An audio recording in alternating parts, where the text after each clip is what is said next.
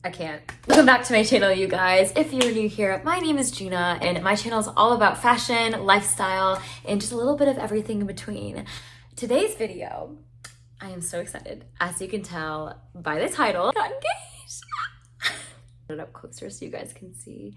But this is an infinity band, and I've always wanted that. I think it's just such a beautiful representation of like infinite time in a relationship, and not just like time, but our infinite love together. Because it's on this finger, I really wanted that. And he just, look at this boy, he outdid himself. This is actually a lab grown diamond because I'm all into sustainability and researching the actually industry of mining and everything like that. There's so much destructions of indigenous people and their lands, and also honestly just beyond that too, there's so much ramifications for the earth. And I think that with all the resources used in just like mining your diamond, I can't personally look at my ring and be like, oh, this is like so beautiful, this is amazing. I can't cherish it in the same way if I knew that it took a lot of sacrifice for the earth to give it to me. And that's just not what I'm about.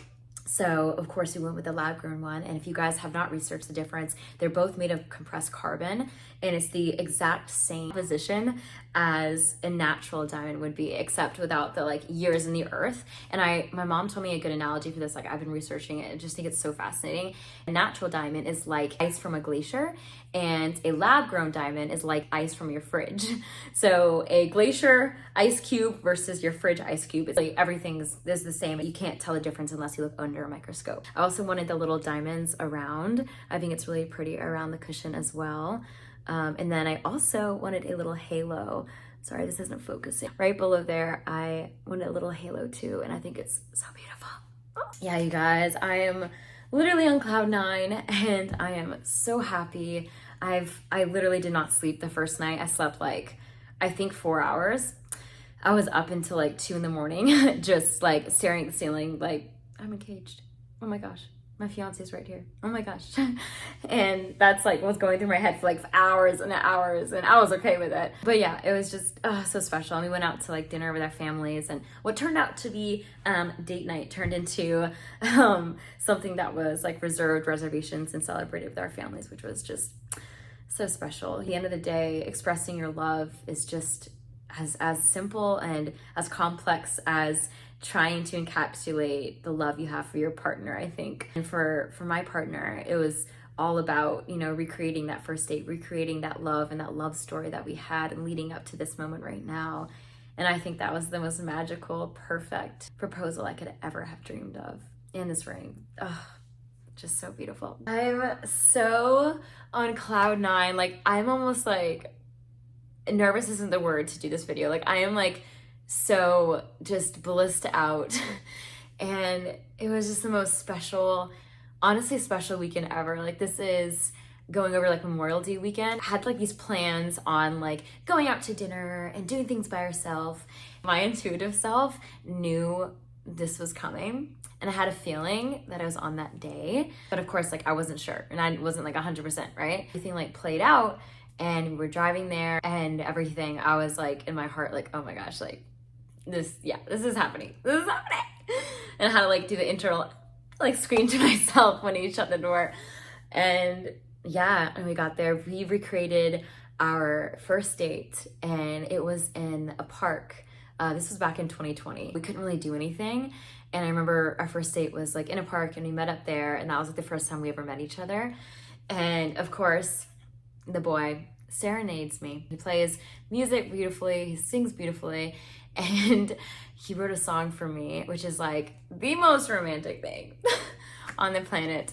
And we had our families there, and it was so special, you guys. It was so special. I don't really share anything on here on like the filming and stuff, just to keep everyone kind of like private, just to keep the privacy of everyone involved. But it was really, really, really something. I feel like everyone, I don't even want to say just girls, I feel like everyone dreams of like their dream proposal and like how you felt. Like the name questions, like how did you feel, like feelings that went through your head, like went through your heart. And I think for me, because I've been wanting this for like so long with him, we've been together for like 3 years now, so, and which isn't like a long time compared to a lot of people, but just never compare yourself. Your story is so unique and so special in itself. And yeah, we've been together 3 years, and I've been wanting this for like at least a year, honestly, probably way more than that. Like when I first met him, I was like, oh yeah, this guy's a keeper. But it was already kind of like working through my heart, just this whole thing, and I already knew, I just knew it was coming soon. Like we already talked about it. I know a lot of couples are like, they plan with each other and they'll have like a certain set timeline. And some people will just like, they agree that they want to be together, they want to get married, and they'll just like surprise their partner. My fiance, my boyfriend at the time, he and I agreed on like the summertime before we moved in. And that was like, you know how like we're moving and everything. And we agreed on the summer. And that was like our whole timeline of like the latest is like October, and that was our joke. And I was like, oh my gosh, please don't be October. That's like so far away. And I just wanted it like now, because I'm just like so ready. And it's funny because leading up to it, I thought I was so ready, right? And leading up to it, like you guys know, my OGs over here, I don't like change. So the whole thing of like, oh my goodness, like I'm gonna be a fiance soon. It was, the label was like somehow creeping me out. And I don't even think creeping me out is the right word. That sounds a little bit too much, but it was just like a little bit intimidating. There you go. It felt intimidating somehow. Like, oh my gosh, like there was just like this so much strong emotions like laden with this, like a proposal, and like everyone, the families coming together. It was just like, yeah, all of us going through my heart. And I think it was interesting because the divine really worked with my heart, knowing that I knew about this and no one else knew that I knew that it was coming. And I think that really helps me get through the change aspect. Not that I didn't want it. Like I wanted this more than anything.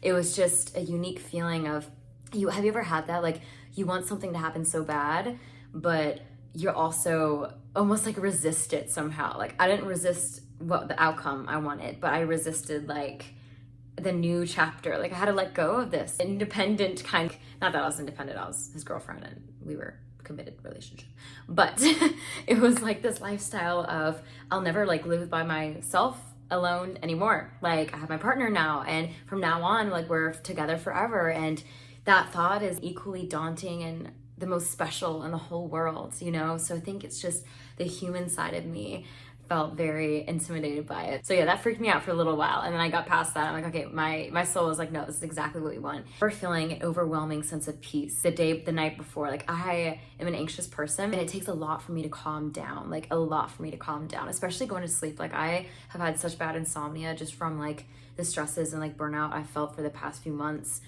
just in life, you know, just a lot of life events. I didn't realize how deeply like burnt out I was until this past like reset of getting engaged. I feel like that was like the happy reset of like, man, I was like really low. I didn't really realize just how low until I realized just how high I got. It's like something for you. If you're in a relationship, you're in a committed relationship, and you're asking yourself like the big question, is he the one? Is she the one?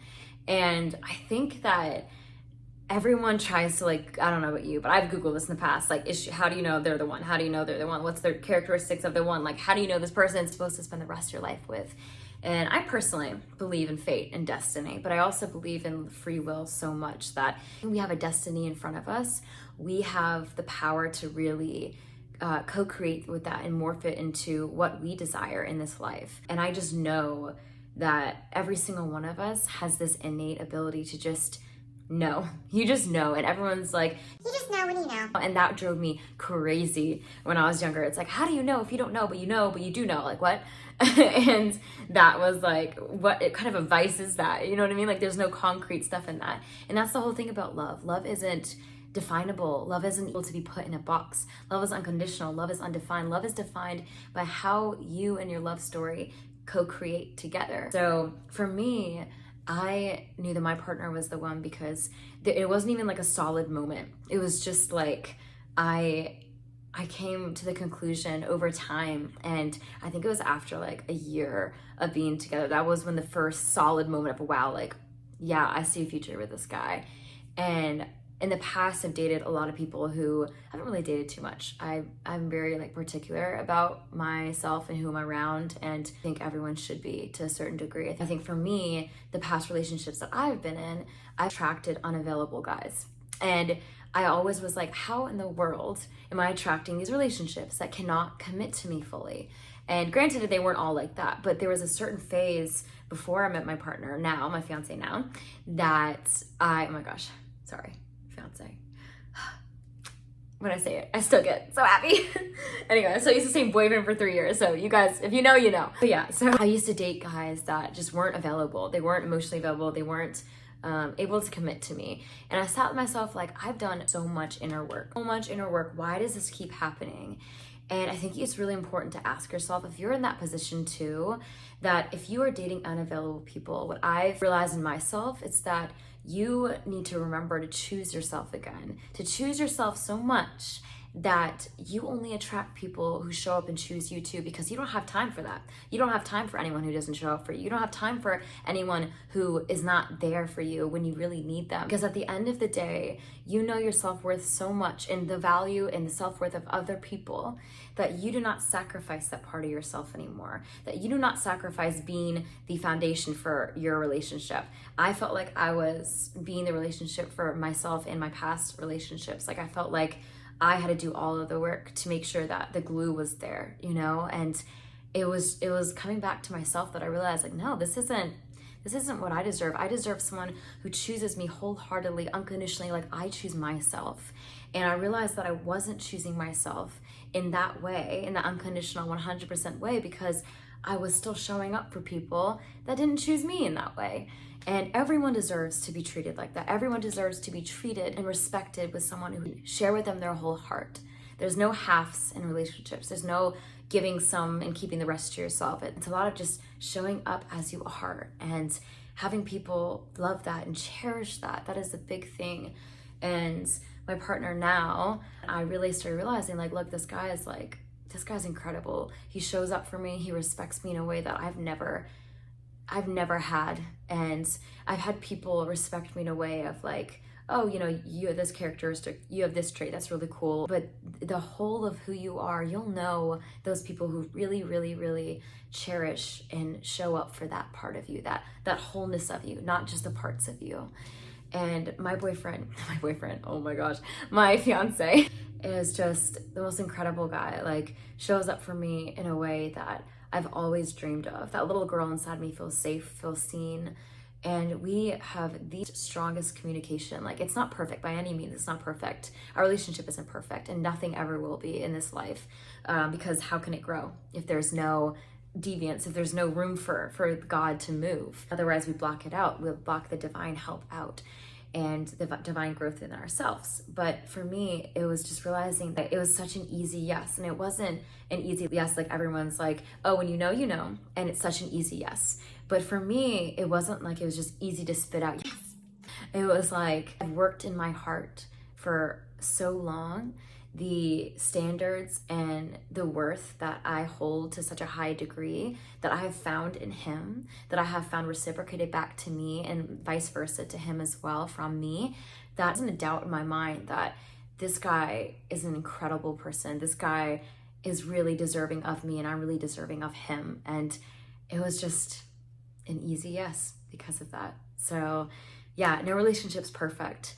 And I think that for us though, what I find so beautiful is our communication and how we can work through anything. Like, we've gone through so much together in the span of 3 years, and getting emotional finally hit me at the end of the video.